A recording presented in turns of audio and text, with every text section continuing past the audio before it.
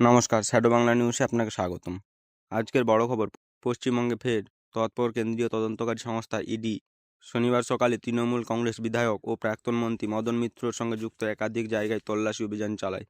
প্রাথমিক তথ্য অনুযায়ী পৌরসভা নিয়োগ সংক্রান্ত মামলা তদন্তে মোট 7টি স্থানে এই তল্লাশি চালানো হয়েছে। ইডি সূত্রের দাবি, পৌরসভায় নিয়োগ প্রক্রিয়ায় অনিয়ম ও আর্থিক লেনদেনের অভিযোগ খতিয়ে দেখতেই এই অভিযান। তদন্তকারীরা বিভিন্ন নথি, ডিজিটাল তথ্য এবং অন্যান্য গুরুত্বপূর্ণ প্রমাণ সংগ্রহের চেষ্টা করেছেন বলে জানা গেছে। উল্লেখ্য, গত কয়েক মাস ধরে পশ্চিমবঙ্গের বিভিন্ন নিয়োগ সংক্রান্ত মামলায় তদন্ত জোরদার করেছে ইডি। পৌরসভার নিয়োগ দুর্নীতি মামলাও সেই তদন্তের অন্যতম গুরুত্বপূর্ণ অংশ হিসেবে বিবেচিত হচ্ছে। এই ঘটনাকে কেন্দ্র করে রাজ্যের রাজনৈতিক মহলে শুরু হয়েছে নতুন বিতর্ক।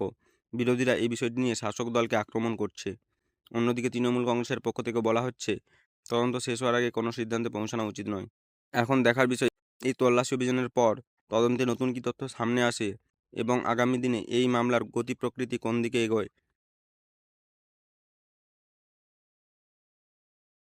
এই মুহূর্তের জন্য এতটুকুই। আরও খবরের আপডেট পেতে শ্যাডো বাংলা নিউজের সঙ্গে থাকুন। ধন্যবাদ।